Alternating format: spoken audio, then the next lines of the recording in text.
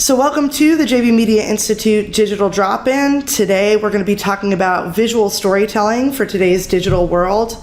And again, I'm really excited about this topic. I think it's going to be very interesting, and hopefully all of you will leave really empowered and excited to go out and make your own content. I think in a world where we have so much content flowing, it's really important that your visuals and your graphics and the story that you tell is really unique to you, and yet a lot of people don't feel fully capable of creating their own graphics and images. So today we're going to go through two parts of this. One is really creating your own imagery and telling your story using something as simple as your smartphone, and then we'll talk about how to dig into actually producing graphics and specialized images and really engaging content that will perform well for you online. So I'm Sarah Benoit. I'm the lead instructor of the JB Media Institute, if you are not familiar with me, and I'll be sharing the second half of today's call. But I'm really excited to bring to our call today Chris Allen with Asheville Photo Tours. And Chris and I have known each other for quite a while. He has a really extensive background in a number of different things, everything from user experience to sales to photography. And I know photography has been one of his passions, so I think you're going to get a lot out of this class. And he also takes people around our local area in Asheville and helps them really learn how to do this. So I definitely want to encourage everybody to learn more about his tours and how you can really get out there and kind of experience this firsthand if you're visiting Western North Carolina or the Asheville area. So thanks so much for being here, Chris, and take it away. Thank you, Sarah. I'm really excited to be here, and I just wanted to preface by expressing my appreciation for Sarah and the whole team here at JB Media for inviting me to drop in today for the digital drop-in. I am actually a student of JB Media as well. I'm taking the online class and loving it, and that is to underscore the fact that my expertise is really in the photo side of this, and I'm still a student as far as internet marketing and learning how to make sure that my images are able to get out there and that I can really promote my business and make it successful. So we're going to get underway here and talk in just a second. By way of background, I have about a 30-year career in sales, 20 years of which was selling consulting services in the user experience and human factors engineering field. But through that, I've maintained my passion in photography from the college years. I have a Bachelor of Fine Arts degree in photography, and this has always been, the underlying passion for me as far as a creative pursuit. So now, in sort of a semi-retirement, my wife, who's been an artist, and she got passionate about photography once I gave her a camera for Christmas. And we started this business together to help people learn how to make better pictures, to take them out to beautiful places around the area, and also to, with the iPhone and smartphone photography, actually get out in the field and do some fun work. So one of the things that I've found so important is being authentically yourself in marketing, as Sarah had mentioned. I think that was a great introduction, Sarah, in that topic. So we're going to talk about how to stand out with your own photos, how to make better photos through whatever kinds of camera equipment you're using. So here we go.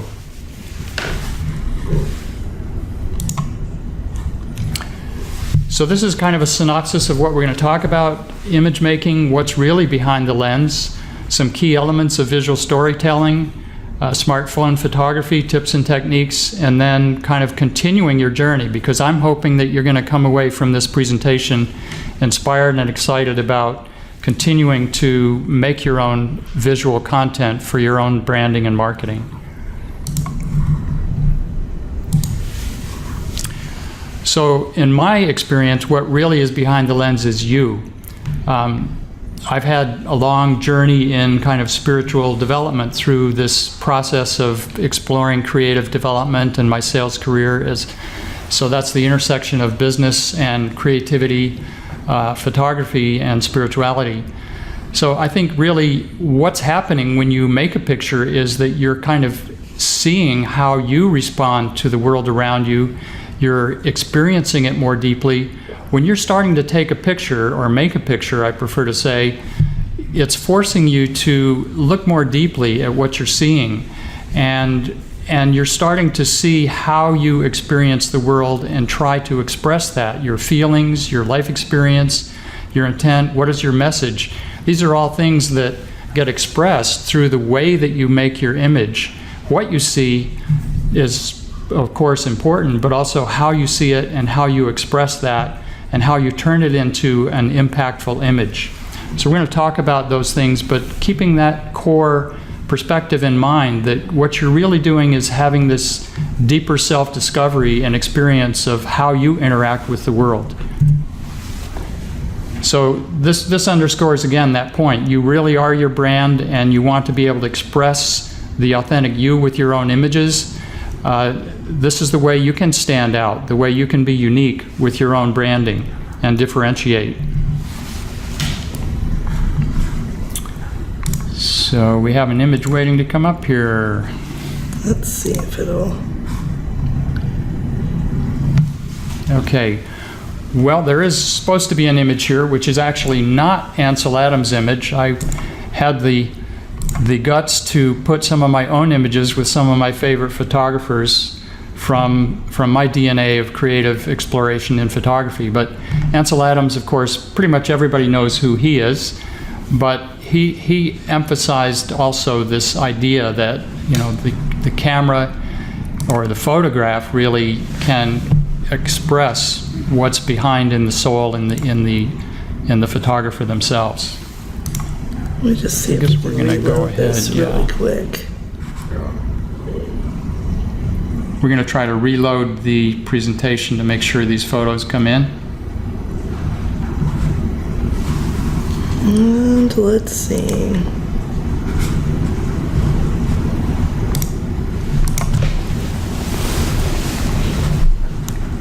All right, thank you all for just 1 second of seeing what's going on here.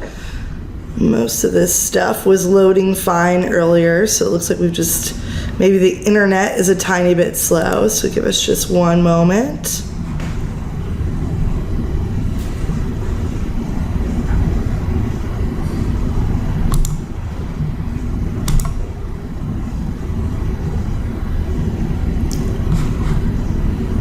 There we go.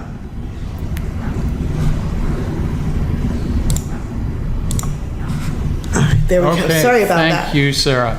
All right, so what I try to do is capture in an image a feeling, and you know, this image I thought went very well with the quote. But as we go through here, I'll invite each of you to kind of play a game of caption this photo. I am more of a kind of a fine art photography DNA, so I don't generally like to put text over my photos, but it's certainly something that is very effective in branding and marketing, and even putting text underneath a photo is a way to underscore what the artist was trying to say, or what you're trying to say in your marketing message. So here are the key elements that I want to talk about in visual storytelling. They are design, actors, visual metaphor, sense of place, and time. So when we talk about design, we're really thinking about, you know, primarily, especially in photography, light. What is the light doing? And what kind of lines are in the subject or in the scene? What kind of shapes are there? What kind of patterns, color, texture? How can we leverage those and turn them into a compelling design? Also, there are going to be different elements in the image. If it's people, you know, you're going to have people in the image, and who's the most important subject, the most important person in the image? You want to make them the hero or the heroine, and then there are supporting roles. So we'll talk about each of these topics a little bit more with examples. Visual metaphor. So what I mean by that is kind of the image of something that suggests an idea, a theme, a feeling beyond the subject, and it should be something that really engages the viewer's imagination, that invites the viewer to imagine and to kind of step into that world that you've painted in your photograph. Also, a sense of place is really important. Where am I? And again, can the viewer step into the image? Can they step into the world that you were seeing and that you were trying to express? And then time. Of course, time is part of any story, even in written story. And all of these things kind of play as well in written story, except for visual. So is that time a static time, or do you show somehow the flow of time? So here's an image that I made strictly in an iPhone, doctored with an app afterwards. And this kind of illustrates these different elements of design. You can see the play of light through this image. You can see line from the shadows and also the poles. You can see shapes, patterns, color, texture. All of these elements of design are kind of contained in this single image. That's not always the case. Sometimes there might be an image that's strictly emphasizing line or pattern, color, any one of these. As far as the metaphor here, I'll give you a hint just to get you started if you're having trouble thinking about how images express a metaphor or perhaps a story. To me, this speaks about being rooted or being grounded, because you can see the bolts holding these posts to the cement. So actors, here's an example taken from just down the street from where we are here at JB Media Studios on West Haywood in Asheville.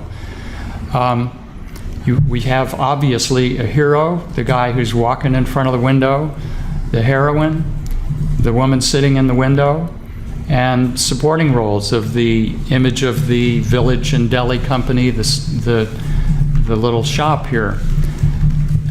This it also brings up another topic: be open to happy accidents. In this, I was actually planning to shoot the scene without the guy in the picture, and he photobombed me. But I had been photographing him a little earlier, talking to someone around the corner, and before I realized it, he had finished that conversation and walked right in front of my camera, but it was just the perfect accident.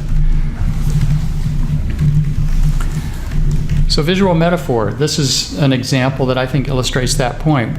And I would pose the question, what does this suggest to you? How does it engage your imagination? And it emphasizes also another element, and that is having a leading line within the image, having a foreground element that carries your eye into the image and down that railroad track. So think about how you might caption this one. Obviously, anything that has a pathway or a railroad track or a near, far kind of thing, that really can be about a metaphor of a journey, our life journey.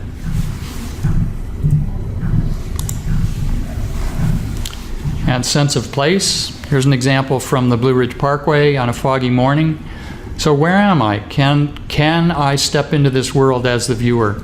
That's what I want to be able to try to create as the image maker here. And again, this is something that could be very easily used in brand messaging on a website. And time. One of the ways that you can express time in a photograph is with a slow shutter speed. And there are ways that you can even do that with a smartphone. You would need a tripod for that, but that's just one of many ways that you can express time. And I just brought this in as an example. With a slow shutter speed, you can see that there's some blurred water there. There's definitely movement going on as the surf is coming in over these rocks. So I encourage you to explore your visual story. Think about even a single image can really tell a story. It doesn't have to be a video. Although video is increasingly powerful in today's digital marketing arena, I certainly encourage that. But with single images, you can very easily tell a strong story. Okay, so let's jump into smartphone photography. And if there are any questions, Sarah, we're happy to take those at any time. So in smartphone photography, there are these 6 elements I want to touch on, and some of them are very basic. You all may already understand these things, but I myself even wasn't sure about the best way to hold a phone And I've recently started taking an online class in iPhone photography where I've learned a lot of this stuff, and I'll actually credit those folks a little bit later on in my slides. But we want to talk about the best ways to hold the phone, best ways to get focus and exposure, HDR techniques. Many of you may know what that means. It's high dynamic range for contrast between very strong light and very dark shadows. We want to talk about action shots and how you can do burst mode for getting a better image, changing your perspective, and then tweaking for impact, which of course is talking about apps that you can use to process your image afterwards. So most people hold a smartphone like the picture in the top left of this set. It's actually not the best way to hold the phone because you can't get a good grip on the phone in order to have a steady shot. Now oftentimes that won't matter because you're shooting at a very high light situation and the camera's going to automatically take a very fast shutter speed, so movement won't show up. But recommended ways you can see in the other three pictures from the gentleman holding the camera from both sides. You can see how he's holding it. He's right-handed. In this case, he's holding the phone in his left hand with 3 fingers in the back. You can see the camera lens itself is on the bottom, not getting covered up accidentally by your finger, which can often happen if you're holding it the way the woman is in the left. And then supporting also with his right hand, and that leaves his right thumb available to actually click the shutter. And then in the bottom right hand picture, you can see how he's braced the camera on his knee when he's kneeling down. So think about ways that you can brace the phone, your smartphone camera, on either your knee, brace your elbows into your body to hold the camera steadier. There are a lot of different ways that you can make sure that you're going to hold the phone in a more steady way to get sharper images. So exposure and focus. By default, the smartphone will autofocus and auto-expose every picture. Many people don't realize that you can modify that. And in the case of the iPhone, which most Android phones work very similarly, so this should apply to you folks as well. But you can set your own focus and your own exposure by pressing the screen at the main point that you want to be your main subject. In this case, you can see in the top left photo, there's a circle or a square around the center of that orchid. And that's where, and then you see a little sunlight showing up to the right. So that's telling you that this now is the chosen spot for both the focus and the exposure.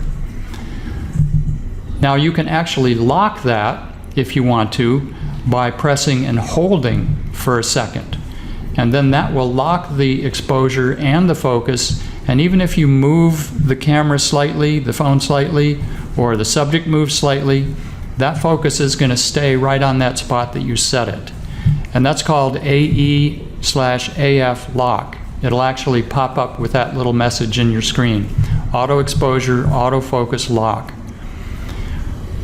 Now, what if you want to change the exposure, as in the case of the bottom right photo, where you have a high contrast between light and dark, and you want to expose it so it's dramatic. You want there to be dark shadows, and you don't want the bright area to be completely blown out because it's just so much sunlight.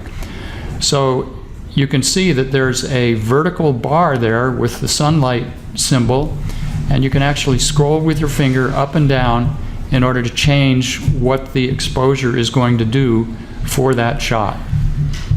And that's once you've locked the auto exposure, autofocus by pressing the screen. Now to release that lock, you need to be sure you do that before your next shot, otherwise it may not be in focus. So to release it, you can press the screen once again, or you can just wave your hand in front of the lens, and that's telling the camera that, you know, that particular lock is no longer active. So HDR, high dynamic range. 5 minutes. Okay, we need to move. For a situation with the wide range of light and dark, this is what you can do. You can actually shift the camera to the HDR mode. Some people don't even know about that. And in iPhone settings, just make sure that you go into your settings and set the keep normal photo on. Otherwise, what's going to happen is that the phone will automatically make two pictures, blend the two together to get the best exposure on both, in this case, the sky and the shadows around the bridge. And it will throw away the original photo. Sometimes you want to have that original photo in order to be able to come back and modify it. Burst mode. If you simply hold down the shutter button while you're taking the shot, it will continuously shoot at a very rapid speed, and then later you can go in and select that image in your library and check on the thumbnails that you want to save, click done, and then keep only the favorites. That's a very quick way to make sure you're getting the best shot from moving scenes. I recommend that you change your perspective often. You should be getting down low to shoot up, look down, tilt the shot, work the reflections, think about juxtapositions, as in the top right image, the sign and the street art of the person driving, catching the moment, be creative. And then with apps, we want to tweak for impact. So here's a few recommended apps. There are many, many out there, hundreds of them for you to explore. I'm sure Sarah has some she's going to talk to us about in a minute. Snapseed, Camera Plus, Lens Distortions, those are some of the ones that are my favorites. And this image here is an example of a smartphone shot that I tweaked afterwards. Okay, so your journey. Continue getting excited about the kind of pictures you can make and how you can use them, even if you're just sharing them for friends and family. Be playful, have fun. Don't be afraid to make mistakes. Keep practicing. I mentioned happy accidents. Keep on learning, explore what other people are doing. I love Steal Like an Artist by Austin Kleon. Read that, and don't be afraid to watch what other artists are doing and copy them. Seek feedback from people where you're sharing the photos and adjust your strategy accordingly, and work to create a body of a portfolio of your work. One of my favorite mentors or photographers I studied in college, Minor White, he again emphasized this part of the self-discovery aspect of photography. So I love this quote. Think about that as you're photographing. Here's a few examples of how I'm using my own images and those of my wife for our Asheville photo tours. That's our Instagram feed over there on the left. And a couple of the people locally here in Asheville who've done my smartphone photo walks started using their own images in their branding and marketing. Danny Fry and Daphne Cohn. I've got their links to their podcasts and their sites here, so you'll get that in the downloaded version of this. Yeah, and someone just commented I think it's Jenna actually, they love that Owl Bakery photo that was in the lower right. Yes. Really good. Owl Bakery is a favorite, just down the street from here also. So I would encourage all of you to take a visit to our website, ashevillephoto.tours. This is an image from my smartphone photo tour page with more details and how you can book the tour. I do hope you'll stop over and sign up for one of my tours.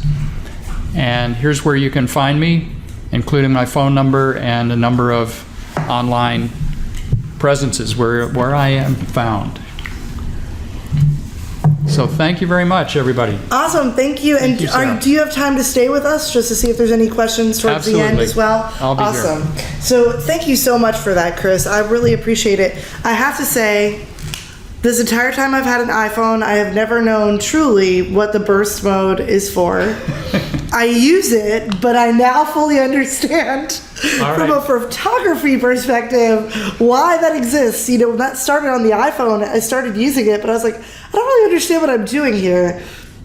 I'm getting a lot of pictures though, and I would get a lot of really cool ones. So, anyway, I really appreciate some of those tips. Those were really, really great. Excellent. Thanks, And, Sarah. as an educator, one of the things that really always drives me forward when it comes to digital marketing is I really believe it's important for all of us to raise the bar on the quality of what we are putting out on the internet, especially as businesses and organizations. I feel like, on the internet, there's just lots of stuff that there's not a lot of thought put into. It's rushed. It's not really brand relevant. It's not really getting a message across. And so I think a lot of what you're talking about really helps, everybody from their own perspective get into really when they take their own photographs, how can they make it really powerful and strong? So That's true. It's about being a conscious image maker. Yes, exactly. And again, I think from a business perspective, when we're interacting in the world of Facebook or Twitter or anything like that, it's really important that we have consistency and we have, like you said, a real intent behind what we're doing. And so I'm just excited for us to talk about that more. I think it's very important.